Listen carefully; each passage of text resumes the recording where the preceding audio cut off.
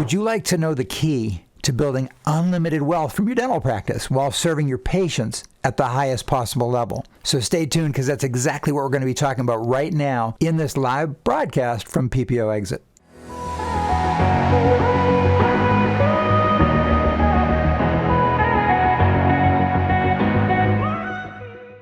When I talk about wealth building, and I want to be really clear about this, first of all, there's a few things I really want to clarify about wealth building. The first is, it's not just for the doctor, it's for everyone in the practice. Of course, the doctor and for his or her family. But when you have a practice that's really of abundance financially, it also allows you to pay your team, compensate your team. And that's not just the pay, but it's the vacations, it's the sick days, personal days, it's the other benefits that you can do. It allows you to support your team members and their families at the highest possible level financially as well. Now, I will say, and I've been helping other dentists now for 23 years, a lot of dentists can be really uncomfortable, understandably, talking about building wealth from dental practice, because we're here primarily to serve patients, and I get that. In fact, I agree 100%. My number one priority in both of my practices was serve my patients at the highest level. Make sure that if you make sure that the business systems are in place to make sure that you're getting paid for what you're doing, which includes reducing or eliminating PPOs and a whole lot of other systems in place. But yeah, number one is the patient's health and the patient's welfare. But when you can serve enough patients at the highest level, you can build wealth. We're going to talk more about that today. So if you've got a pen, this would be good to share with your team. And that would be my definition of wealth. Dr. O'Donnell says, listening from Ireland. That's amazing. That is amazing. Speaking of Ireland, a lot of the U.S. docs will say, well, why do we have so many international doctors from the U.K. especially? Why do we have so many international doctors from the UK who are interested in reducing PPOs? Well, it's not PPOs. I lectured a number of times, trying to think of where it was. It was, oh my goodness, I can't remember the name of the location now. But anyway, I lectured a number of times in the London area. Oh, I know what it was. One of them was for the Royal College of Physicians and Surgeons. Another one was for a corporation, FMC, I believe it was. But anyway, one was a corporate lecture that I did for dentists, and another was for at the Royal College of Physicians and Surgeons. And the reason that those in Ireland and England and the whole UK area, the reason that they're so interested in what we do here in the US on reducing dependence on PPOs is they have a very similar dichotomy between national health, which is kind of like our PPOs, and private dentistry, which is kind of like our fee-for-service. So it's not at all dissimilar, or said in a better way, it's very similar. So Dr. O'Donnell, thank you for streaming in from Ireland. So if you've got a pen, write this down. My definition of wealth: serving a large number of patients to help them achieve optimal lifetime health. So my definition of wealth is the measure of wealth. If you look at it, oh my goodness, that doctor's making $500,000 a year, $600,000, $700,000 a year, and these numbers are not only possible, but they're being done and more. And so you say, well, what that is it's simply a measure of how many patients you are serving and at what level you're serving them. If you do that, helping patients achieve optimal health long term, you'll be able to build wealth. As long as I said before, as long as the necessary business systems are in place. I love Zig Ziglar. Many years he passed away, but when he said, you can have everything in life that you want if you just help enough other people get what they want. And that's a simpler way of saying what I said a moment ago about the patients and helping them achieve optimal health. But Zig was right as well. If you help enough people achieve what they want and get what they want in their lives, you'll be able to get what you want as well. So in order to really understand how to transform your practice to serve your patients at the highest level and then build the wealth, and this is why we're here today, and that is to identify and then destroy. To identify and destroy whatever obstacles are stopping you from getting there. That seems fairly simple. There was a book, The Goal, by Eliyahu Goldrate in Israel. And in The Goal, he identified bottlenecks. He identified bottlenecks in business. It wasn't a dental book, it was a business book, but it was a great book nonetheless. In fact, I've taken many ideas from that and helped our members with that, identifying what are some of the bottlenecks in your practice. Well, this is bigger than just bottlenecks. This is actually total obstacle roadblocks that are stopping you from getting to a certain level. And so that's what we're going to talk about today. And hopefully, for many of you, there will be some breakthroughs on that.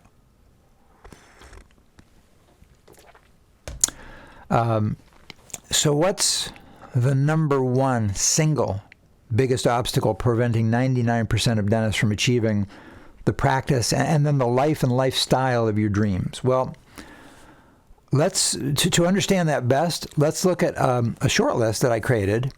And this isn't I'll say I collated it. I didn't create it. I'm going to give you a short list of things that doctors have told me over the last 23 years in working with them.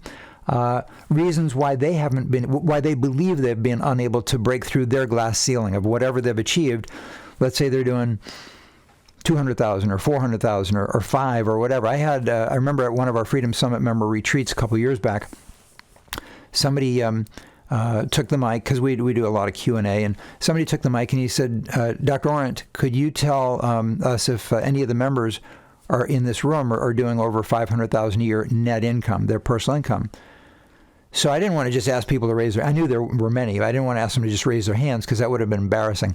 So what I did is I said, all right, let's do this. At any of the breaks today, if you're doing over 500,000 net income, just come up to me. I won't use your names, but just come up to me, let me know what you're doing, and that way I can share the information with the whole group without using anybody's names. And many of them came up and were very kind to tell, what they were making net out of their practices. And so what did that do? What did that do for those who didn't believe that actually could be done in today's era with all the PPOs and all the insurance all the stuff that's happening, all the competition and the DSO, everything else? What did that do for those doctors in that room at that retreat? What it did is it made it possible for them to believe that they could do it. And unless you believe that you can do something, you'll never even try hard enough to make it happen. And we're going to talk about that as well. All right, so here are some of the things that doctors have told me are the absolute reason that they just can't succeed. One of them, and this is in no particular order. These are all equally, each one has its own equal death grip on your potential success. One is location. Tom, there's no way I could have the kind of practice I really, really want. I'm in a terrible location. I'll talk to you a little bit more today about my dad's practice that I took over when he was dying of cancer.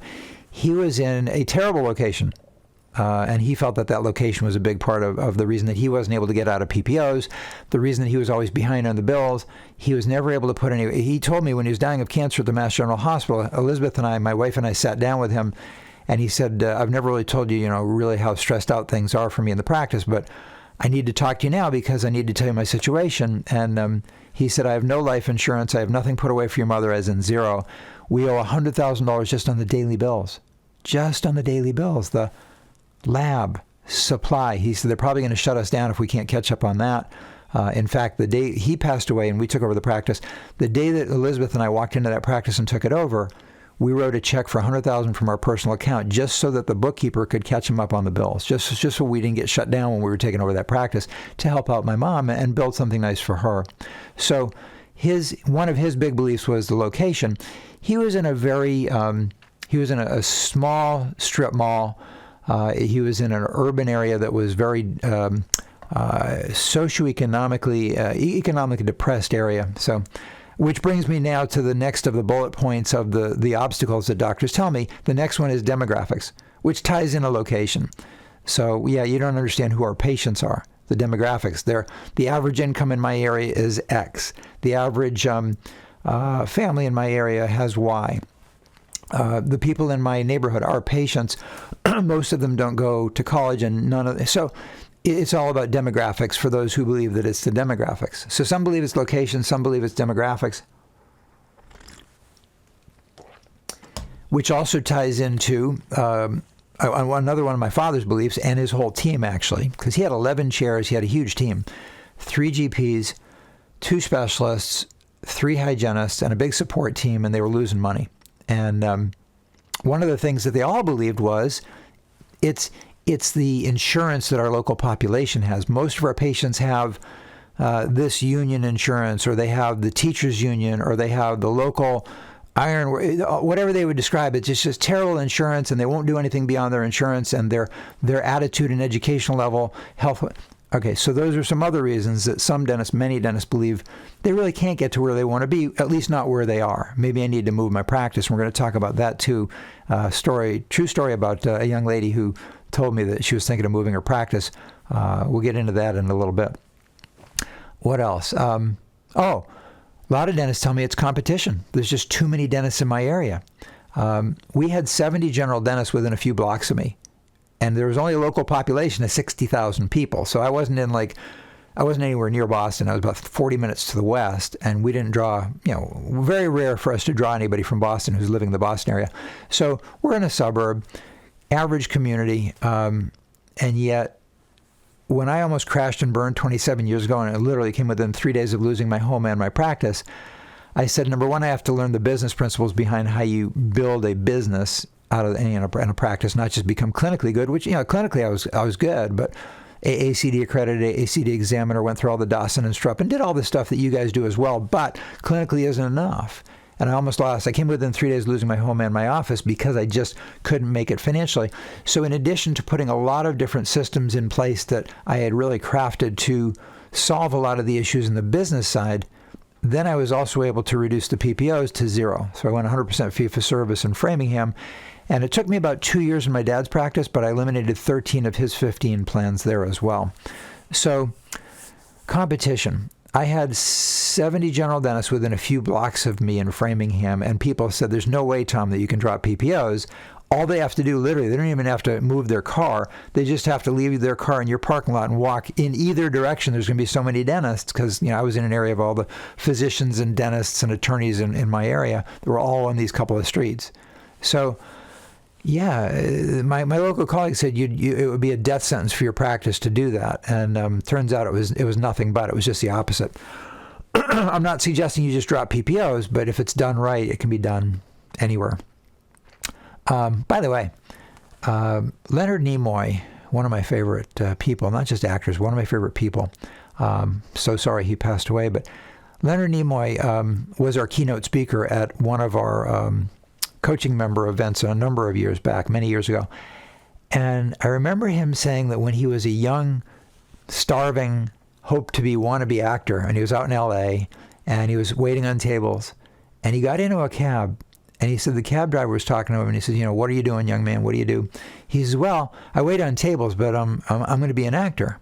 And the cabbie just laughed and said, Leonard, he said, he says, all you have to do is if you just stop the car and throw a stone in any direction, you'll hit starving artists, starving actors who want to be, the next amazing actor. And Nimoy's answer to him about all this competition was, and I can't believe he said this at age 25 or however old he was. He said to the cab driver, he said, and write this down, it's so important. Leonard Nimoy said to that cab driver, there's always room for one more good one at the top. There's always room for one more good one at the top. Of course, he went on to become Spock and just an icon in the movies and so forth. And he was the nicest guy. When he spoke at our event, he spoke with my mom for about 40 minutes before. They were in the green room together, and my mom was with Leonard and his wife, and the three of them just chatted. They were actually from the same neighborhood originally. Leonard Nimoy was born in the Boston area, as was my mother. All right, so what's another false belief that leads a lot of docs to say, my patients don't have money. My patients just don't have any money. So you may have heard this before. It's a little bit of a fable, but I'm going to follow it up with a true story that will mirror the fable, but prove that the fable is true. So here's the fable. It's the story of Dr. Smith and Dr. Jones. Dr. Smith's doing $500,000 a year. Dr. Jones is doing $1.5 million a year. Smith and Jones are only a block or two apart. They're in the same neighborhood. They're seeing the same type of patients, everything's pretty much the same, but Smith only does 500, Jones does 1.5 million. Now, through some magical switch, they decided to switch offices. Now, so Smith goes into Jones' office and Jones goes into Smith's office, and for 1 year, they basically were inserted into each one. There's a movie about that. Rich, I can't remember what it was, but somebody type it in if you remember what that movie was. I remember with Eddie Murphy, I think it was. Anyway, so in this fable with the two dentists, they switched. Now, the team members stayed where they were. The patients stayed where they were. The office, the equipment, everything else was the same. Jim says it was trading places. Good memory. That was trading places with Eddie Murphy. So in this fable, Philip Miner, Dr. Miner said the same thing, trading places. So in the fable, at the end of the year, Dr. Smith's practice, which was doing $500,000, is now doing $1.5 million with Dr. Jones at the helm. A year later, everything's the same. The team members, the patients, everything's the same. The equipment, everything was the same, except with Dr. Jones at the helm, it was $1.5 million. Now, guess what? In Dr. Jones' office, when Smith went in there, and Jones used to do 1.5, Smith dragged that office down to $500,000, to $500,000 within a year. Now, granted, that's a fable, but here's a true story to back it up. Many, many, many years ago, light years ago, on a planet far, far away, when my dad, and he wasn't a dentist, by the way, he was a businessman, owner of a practice in Worcester, and he had, as I said, 3 general dentists and 2 specialists and 3 hygienists and a big support team. Many, many years back, 2 out of 3 of his GPs got seriously ill and were out for quite some time. He called me up one day. He says, I know you're busy in Framingham. He says, but any chance you can come out to Worcester and just give me a day of production so I can start to make up some of what we're losing out here? I said, sure. So I went out to Worcester and I brought a little toolbox of stuff that they might not have, kind of like the fishing tackle box from dental school. And I get out there and I'm sitting with the team members before my first patient, and we're a little morning huddle. And one of the young ladies says to me, Dr. Orent, she says, nice to meet you. She said, your dad has told us all about the type of dental work that you do in Framingham. And I said, thank you very much. I thought she was complimenting me on the type of work that I did. She said, no, you don't understand. She says, don't thank me. She says, that won't work here. It's like, wow. And I won't go into the whole story, but the point is, their mindset was, you can't do inlays, onlays, implants, crowns, quadrant dentistry, complete dentistry, arch dentistry. You can't do that here. And she went on to tell me that most of their patients come from 3 different factories locally. The 3 different factories have terrible insurance. The patients have an insurance mentality that if they don't have insurance coverage and that doesn't completely, they're not paying anything beyond their insurance, and they all walk in blue coveralls with their name stitched in yellow on their shirt. This is the speech she gave me as I'm about to start my first day to try to help out my dad and those patients.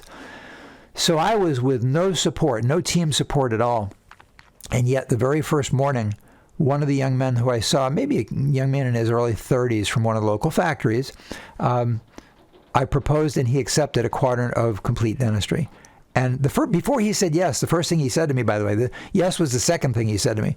The first thing he said is, Dr. Orent, nobody ever told me it could be done that way. How sad. How sad. He's been in this practice for years, and he said nobody ever said it could be done that way. They keep doing bigger and bigger fillings, and things keep breaking. And I said to him, it doesn't need to be this way. And he was only the first of many. That was on day 1. And every week I was out there, I was either prepping or placing quadrants of dentistry. And that was because Dr. Smith and Jones' fable is actually a very, very, very true story. It's more in our minds than anything else. My dad didn't think he could get out of the PPOs. And so he stayed in 15 PPOs. It was about 90 to 95% of his practice was PPO. Within 2 years, 13 of 15 plans were gone. We had rebuilt everything in the practice to make that financially possible, so it was done safely and not just dropping them, because too many dentists just drop them, and then you just lose patients and then you lose money. Another story, Ginger Bratzel. Dr. Bratzel was in Socorro, New Mexico. I told you I would tell you about the lady who said she was thinking of actually moving or closing and moving to another location. So before she started Freedom Summit coaching, she said to me, I think I should probably just close my practice and move somewhere else to a better location. I said, what do you mean, Ginger? She said, most of the patients in my area in the mountains of Socorro, New Mexico are the indigenous Indian population. And she said, wonderful people, but they don't have any money, and if they did have money, they wouldn't spend it on their teeth. So I asked her one question. I said, if we could help you make this work where you are for your existing patients, would you want to do it? She said, yeah, I love the people. She said, they're my people. She said, I would love to stay here. Yeah. So she did, and she made it work, and she thrived, did really, really, really well. And her husband, by the way, was the hygienist, and together they did wonderfully well. in an area where nobody thought that they could do anything. Curtis Zarang, Dr. Zarang is in the deep bayou of Louisiana, did the same thing in an area where people just didn't think it was possible. He had $1 million in debt, and he was in his early 70s, and he not only was able to retire the debt, but he was able to put $2 million away, and he said he only needed $1 million in the bayou to retire. He had $2 million. He's still practicing it. He still loves it. Story after story of people in areas, Detroit, Gordon, Sloan, where everything was boarded up after the big three closed, not closed, but they cut way back during the terrible thing that happened to the economy and to the big three automakers. And meanwhile, Gordon, he showed me photos of all the businesses near him. Here is his dental office, and right around him, all these businesses are boarded up, literally boards on the windows, and people moved out and never came back. And yet he added 1,750 square feet to his office. He had to build out because he didn't have any more room. He added 2 more full-time GPs, a board-certified periodontist, and an oral surgeon. And he was thriving. Why? Because it doesn't have anything to do with your local competition or your economy or your local demographics or their insurance or any of this. In fact, before Roger Bannister broke the 4-minute mile, you've all heard the story about Roger Bannister. Before he broke that 4-minute mile, everybody said it couldn't be done. Well, since Bannister did it, 1,700 or 1,800, I think it's close to 1,800 now, athletes have broken the 4-minute mile. 1,800. How is that humanly possible that 1,800 people could do it when nobody could do it? Well, the reason nobody could do it is because nobody believed it could be done. Once you believe something can be done, you'll have the opportunity to set out. Just because you believe it can be done doesn't mean you're going to do it.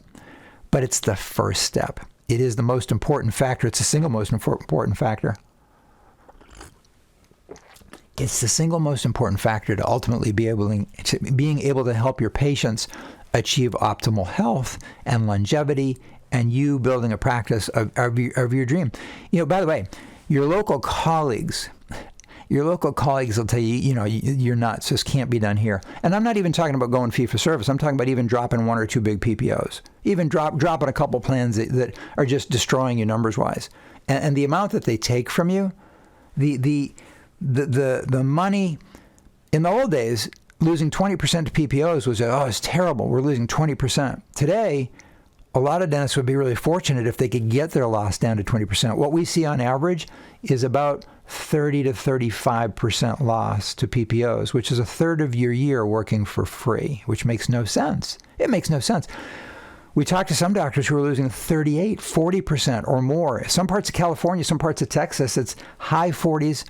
So again, whether you're losing 20%,